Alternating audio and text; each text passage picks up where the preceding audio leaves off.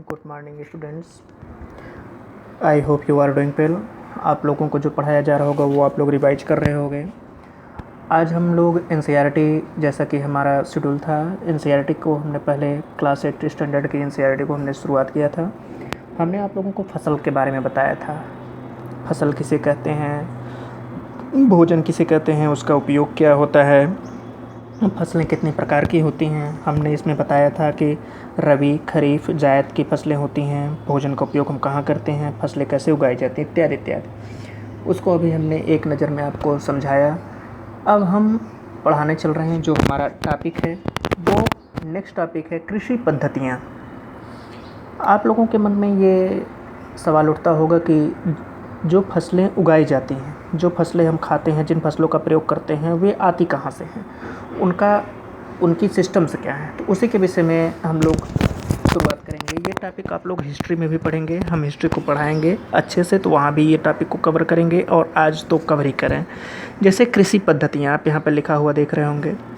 कृषि पद्धति का मतलब होता है कि खेती करने की पद्धति क्या होती है, फसल करने की पद्धति क्या होती है, उसका सिस्टम्स क्या होता है। अब कृषि करता कौन है? कृषि मनुष्य करता है। आज से 10,000 ईसा पूर्व का मतलब होता है कि वर्तमान समय से जो समय चल रहा है, इससे 10,000 साल पहले की बात है।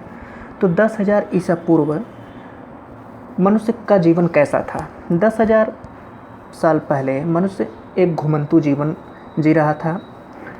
घुमंतू का मतलब होता है कि उसका कोई उद्देश्य नहीं था, उसका केवल एक ही उद्देश्य था कि भोजन तथा आवास के लिए वो एक स्थान से दूसरे स्थान तक समूह में विचरण किया करते थे।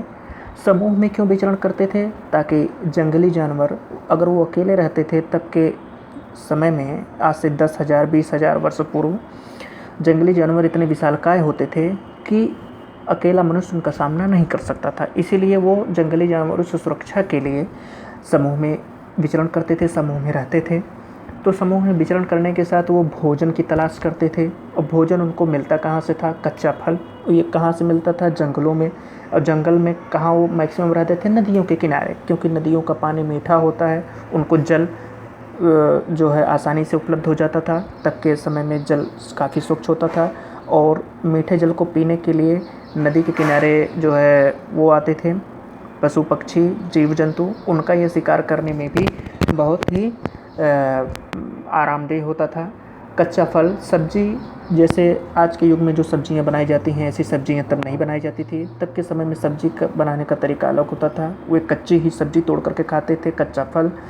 तब धीरे धीरे उनके मन में जंतुओं का शिकार प्रारंभ हुआ कि जंतु जो हैं उनका शिकार कैसे किया जाए, उनके शिकार से हमको लाभ क्या होगा, मांस मिलेगा, पहनने के लिए उनकी खाल मिलेगी, हथियार के लिए उनके हड्डी के बने औजार प्रयोग में कर सकते हैं, इत्यादि इत्यादि।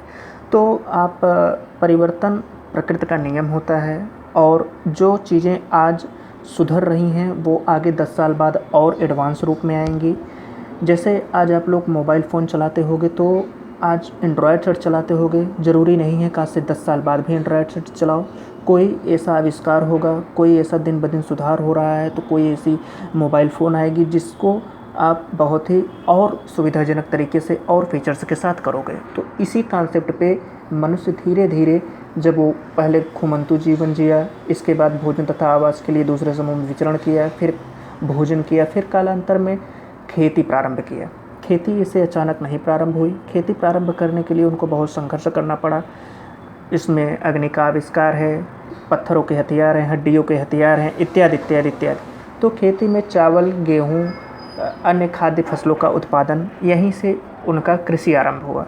तो आप ये जो कृषि पद्धतियाँ है वो समझ रहे होंगे कि मनुष्य कैसे कैसे 10,000 साल से यहाँ तक पहुँचा, कृषि आरंभ। फिर हम आते हैं आधारिक फसल पद्धतियों। आधारिक फसल पद्धतियाँ क्या होती हैं? आधारिक फसल पद्धतियों में कृषि पद्धतियाँ होती हैं। कृषि पद्धतियों में क्या होता है? कृषि पद्धतियों में ये देखा जाता है कि फसलों को हम तैयार कैसे करते हैं। कोई किसान है, वह फसलों को कैसे तैयार करता है, उसका तैयार करने का तरीका क्या होता है। अब आप लोगों को क्लियर दिख रहा होगा। तो कृषि पद्धति में सबसे पहला काम होता है फसल तैयार करने के लिए मिट्टी को तैयार करना। मिट्टी को कोई किसान अगर फसल उगाता है तो मिट्टी को क्यों तैयार करता है, उसका कारण क्या है? तो उसका कॉन्सेप्ट यह है कि अगर हम मिट्टी तैयार करेंगे तो जो फसलों की जड़ी होंगी, जो जड़ होती हैं फसल की, वह ज़मीन में गहराई तक जाएंगी और इसके बाद फसलों में श्वसन क्रिया आसानी से हो सकेगी। और दूसरी चीज़, अगर मिट्टी को हम जुताई करेंगे, इसको जुताई को एनसीईआरटी में पोला मिट्टी कहते हैं। पोला मिट्टी का मतलब होता है खेत में मिट्टी को जोतना, पलटना इत्यादि करना। तो यहाँ पर जो जुताई की जाती है वहाँ पर मिट्टी में केचुए रहते हैं, सूक्ष्म जीव रहते हैं, इत्यादि प्रकार के छोटे छोटे जीवाणु, बैक्टीरिया इत्यादि रहते हैं। वे क्या काम करते हैं, ये अगर जुताई हो जाती है तो इनकी जनसंख्या में वृद्धि हो जाती है। क्यों? क्योंकि इनको श्वसन मिल जाता है, इनको आराम हो जाता है और इत्यादि भी क्रिया ये कर लेते हैं। अब इसके बाद ये मिट्टी को पलटते हैं, मिट्टी को पलटने का कार्य ये करते हैं और ह्यूमस बनाते हैं। ह्यूमस बनाने का कार्य इनका चलता रहता है मिट्टी को पलटने के साथ ही साथ। और फिर इसके बाद ये जब इतना कर लेते हैं तो मिट्टी तैयार करने में फिर अगला कॉन्सेप्ट आपका आता है तीसरा पार्ट क्या है, मिट्टी। आप ये देखते होंगे कि मिट्टी क्या है, तो आप तीसरे कॉन्सेप्ट पे आइए। कारण में यहाँ पर बच्चों मिट्टी लिखा हुआ है। मिट्टी में दो तरीके के तत्व पाए जाते हैं, एक सजीव तत्व होता है और एक निर्जीव तत्व होता है। सजीव तत्व में क्या होते हैं, खनिज है, जल है, वायु है आदि है। निर्जीव तत्व में क्या होता है, मृत पौधे हैं, मृत जीव जंतु हैं। ये जो मृत पौधे हैं, आप जब मिट्टी में जाते होंगे तो वहाँ सड़ी गली पत्तियाँ पाते होंगे, कुछ मरे हुए बैक्टीरिया, कीटाणु, वायरस इत्यादि प्रकार के जीव जंतु वहाँ खेत में पड़े रहते हैं। तो उनमें क्या होता है, उनमें पोषक तत्व होते हैं। आगे हम इसकी चर्चा करेंगे कि पोषक तत्व क्या होता है, पोषक तत्व कितने प्रकार का होता है। तो वो पोषक तत्व क्या होते हैं, जब हम मिट्टी की जुताई करते हैं अर्थात पोला मिट्टी बनाते हैं तो वो मिट्टी में मिल जाते हैं और मिट्टी में मिलने के बाद वो पौधों के द्वारा अवशोषित हो जाते हैं, अर्थात उनको पौधे ग्रहण कर लेते हैं। फिर इसके बाद आता है कृषि। यहाँ पर एक कॉन्सेप्ट है कि कृषि फसल के लिए उपजाऊ मिट्टी कहाँ तक प्रयोग होती है। मतलब मिट्टी तो बहुत है, खेत भी बहुत है, अब ऐसा नहीं कि गड्ढे में आप कोई फसल उगा लो, ऐसा तो हो नहीं सकता। तो मिट्टी की सबसे ऊपरी परत के कुछ सेंटीमीटर अर्थात 10 से 15 सेंटीमीटर तक उपजाऊ मिट्टी होती है। फिर यहाँ यही मिट्टी जो होती है पौधों की वृद्धि में सहायक होती है। पौधे जो समस्त जो पोषक पदार्थ होते हैं, पोषक तत्व होते हैं, वो यहीं पर पाए जाते हैं और फिर पौधे क्या होते हैं, यहीं से पोषक तत्व को प्राप्त करते हैं। अब आपने देखा कि मिट्टी में पदार्थ क्या पाए जाते हैं, सजीव तत्व, निर्जीव तत्व। कृषि के लिए मिट्टी कहाँ तक उपजाऊ होती है और फिर कृषि पद्धति क्या है। अब हम नेक्स्ट टॉपिक पे आते हैं, कृषि औजार। क्योंकि बुआई करने के लिए, फसल उगाने के लिए कुछ न कुछ मात्रा में कृषि औजार की आवश्यकता होती है, कुछ नहीं बहुत बड़े मात्रा में औजार की आवश्यकता होती है। सबसे पहला औजार क्या होता है, हल। हल हम में से सभी ने देखा होगा चलते हुए सड़क पर, खेत में।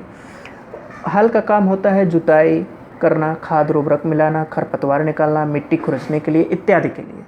फिर कुदाली आप नेट पे देखेंगे, एक लंबा सा छड़ होता है, उसके नीचे तिकोना आकार की प्लेट होती है। उसका कार्य जो होता है खरपतवार निकालने के लिए किया जाता है, मिट्टी मिलाने के लिए किया जाता है। ये दोनों परंपरागत औजार थे। परंपरागत का मतलब ये होता है कि जो प्राचीन समय में, मतलब आज से 20 साल 25 साल पहले जो ट्रैक्टर नहीं था तो आदमी बैल से हल को जोतता था, तो वो जो हल होता था ये दोनों उसमें आ जाते थे। अब कल्टीवेटर क्या है, कल्टीवेटर जो आधुनिक ट्रैक्टर है, आधुनिक मशीनें हैं, ये कल्टीवेटर, रोटावेटर इत्यादि लेकर के चलती हैं। फिर इसके बाद नेक्स्ट आता है बुआई में फसल उत्पादन का महत्वपूर्ण चरण होता है, क्योंकि बुआई के द्वारा ही फसलें निर्मित होती हैं, फसलें तैयार होती हैं। फिर बुआई में दो तरीके के औजार आते हैं। बुआई आप कैसे करोगे, परंपरागत औजार। ये परंपरागत औजार जो होता है कीप के आकार का औजार होता है, इसी में बीज रख दिया जाता है तथा इसी में बीज खेत में जाकर खुद मिट्टी में मिल जाता है। नुकीला आकार का होता है, इसमें 2-3 प्लेटें लगी होती हैं। जब ये आगे बैल इसको खींचता है तो इसमें कीप में बीज रखा होता है, फिर उसी के द्वारा बीज धीरे धीरे मिट्टी में आकर के मिल जाता है। फिर एक होता है सीड ड्रिल। सीड ड्रिल का मतलब होता है ट्रैक्टर के द्वारा बुआई। आजकल खेतों में ट्रैक्टर से बुआई बहुत बहुतायत में होता है। बैल और हल का स्थान जो है ट्रैक्टर ने ले लिया है। अब आपने कितने टॉपिक को समझा, फसल कितने प्रकार की होती है, भोजन क्या होता है, भोजन के प्रकार क्या होते हैं, उसका उपयोग क्या होता है, फसलों के प्रकार क्या होता है, आपने पहले टॉपिक में समझा था। आज आपने क्या समझा, कृषि पद्धतियाँ क्या होती है, कृषि के प्रकार क्या होते, कृषि की पद्धति क्या होती है, उपजाऊ मिट्टी क्या होती है, कृषि के औजार क्या होते हैं, मिट्टी में ह्यूमस तत्व, ह्यूमस कहाँ पर होता है, और फिर मिट्टी में कितने प्रकार के तत्व होते हैं, कौन कौन से पोषक तत्व कैसे मिलता है। अब आगे हम आपको कवर करेंगे उर्वरक और खाद। आपको उर्वरक और खाद पढ़ करके आना है, और जहां हम पढ़ा रहे हैं अगर आपको कोई भी प्रॉब्लम हो तो आप बेहिचक प्रश्न कमेंट बॉक्स में लिख करके पूछिएगा, और जितना हो सके उतना शेयर और लाइक करना ना भूलिएगा, ताकि अदर बच्चों के पास भी ये टॉपिक क्लियर हो जाए, पहुंच जाए। थैंक्स बच्चों।